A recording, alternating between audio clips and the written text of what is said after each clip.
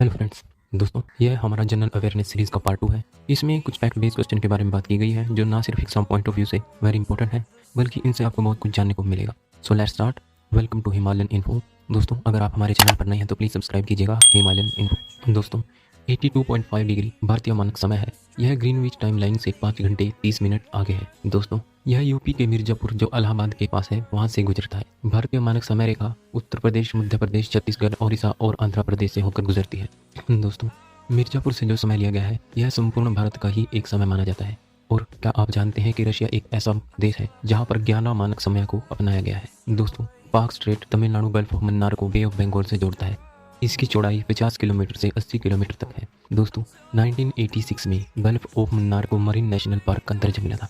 और क्या आप जानते हैं कि गल्फ ऑफ मन्नार पूरे साउथ ईस्ट एशिया का सबसे पहला मरीन नेशनल पार्क है। दोस्तों, 4 जुलाई को पृथ्वी व सूर्य के बीच में अधिकतम दूरी होती है जिसे अपहेलियन कहा जाता है। और 3 जनवरी को पृथ्वी व सूर्य के बीच न्यूनतम दूरी होती है जिसे पेरिहिलियन कहा जाता है। दोस्तों, सूर्य का टेम्परेचर 6000 डिग्री सेल्सियस है। दोस्तों, महासागरों में उठने वाली धाराओं को महासागरीय जलधारा यानी ओशन करंट्स कहा जाता है। ये मुख्य 2 कैटेगरीज में डिवाइड है, गर्म महासागरीय जलधाराएं और ठंडी महासागरीय जलधाराएं।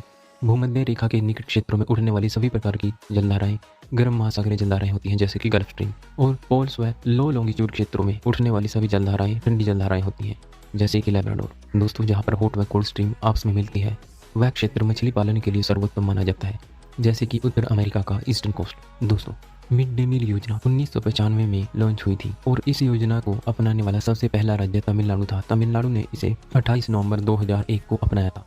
इस योजना का मुख्य उद्देश्य बच्चों के बीच से मेल न्यूट्रिशन की समस्या को समाप्त करना था। दोस्तों, टेक्सटाइल लैटिन भाषा का शब्द है, इसका अर्थ है बुनना। और 1854 में भारत में पहली सूती मिल बॉम्बे में स्थापित की गई थी। दोस्तों, textile industry synthetic fibre, natural fibre, cotton fibre आदि मुख्य टाइप की फाइबर का प्रयोग करती है। दोस्तों, क्या आप जानते हैं कि लिनन क्लॉथ को क्रिएट करने के लिए फ्लेक्स फाइबर का यूज किया जाता है। दोस्तों, पृथ्वी पर मुख्यतः 2 प्रकार की फोर्स काम करती हैं, एंडोजेनिक फोर्स यानी अंतर्जनित बल और एक्सोजेनिक फोर्स यानी बाह्यजनिक फोर्सेस। दोस्तों, जो फोर्स पृथ्वी के आंतरिक भाग में घटित होते हैं उन्हें एंडोजेनिक फोर्स कहा जाता है, जैसे भूकंप, ज्वालामुखी, भूस्खलन आदि। और जो फोर्स पृथ्वी के बाहरी भाग में घटित होते हैं उन्हें एक्सोजेनिक फोर्सेस कहा जाता है, जैसे नदी व हिमनद, पवनों द्वारा और वेव्स के द्वारा बनाया गया फोर्स। दोस्तों, जेम्स मिल जो कि एक स्कॉटलैंड के अर्थशास्त्री थे, उन्होंने हिस्ट्री ऑफ ब्रिटिश इंडिया नामक बुक लिखी थी। इस बुक में उन्होंने 3 मुख्य कालों का वर्णन किया गया था, हिंदू काल, मुस्लिम काल एवं ब्रिटिश काल। और उन्होंने यह पुस्तक 1817 में लिखी थी। दोस्तों, लद्दाख को कोल्ड डेजर्ट यानी ठंडा रेगिस्तान भी कहा जाता है। यह जम्मू कश्मीर के पूर्व में वृद्ध हिमालय में स्थित है। दोस्तों, इसके नॉर्थ में काराकोरम और साउथ में जास्कर श्रेणियां हैं। सिंधु नदी लद्दाख की मुख्य नदी है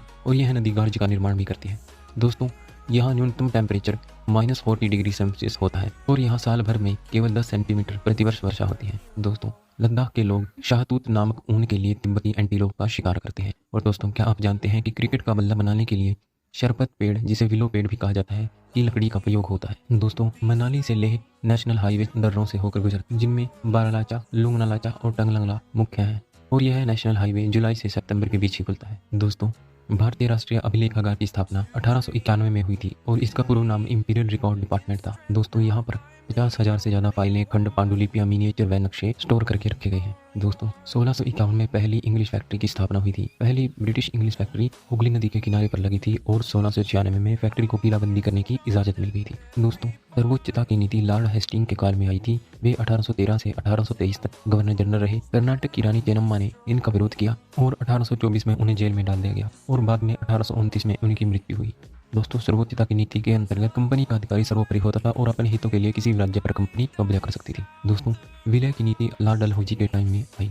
वे 1848 से 1856 तक गवर्नर जनरल रहे। इस नीति के अंतर्गत किसी शासक की मृत्यु होने पर व उस वारिस न होने पर उनका भूभाग स्वयं ही कंपनी का बन जाएगा। 1856 में उन्होंने इस नीति के अंतर्गत अवध को नियंत्रण में लिया और उसके बाद सतारा, संबलपुर, नागपुर, झांसी आदि को भी अपने नियंत्रण में ले लिया। दोस्तों, 1773 का रेगुलेटिंग एक्ट के अंतर्गत कलकत्ता सुप्रीम कोर्ट की स्थापना की गई। दोस्तों, सहायक संधि लॉर्ड वेल्जली के समय में हुई थी। वे 1798 से 1805 तक गवर्नर जनरल रहे थे और इस सहायक संधि के अंतर्गत ब्रिटिश सेना भारतीय राज्यों के लिए लड़ेगी और ब्रिटिश सेना के रख रखाव व भुगतान का कार्यभार राज्य पर ही होता था। अगर राज्य भुगतान करने में असमर्थ होते थे तो उनके राज्य का एक हिस्सा अंग्रेजों को सौंप दिया जाता था और इस संधि को स्वीकार करने वाला पहला राज्य हैदराबाद के निजाम थे। दोस्तों, अगर आपको हमारी वीडियो पसंद आई तो please like, share and subscribe our channel. Thank you so much.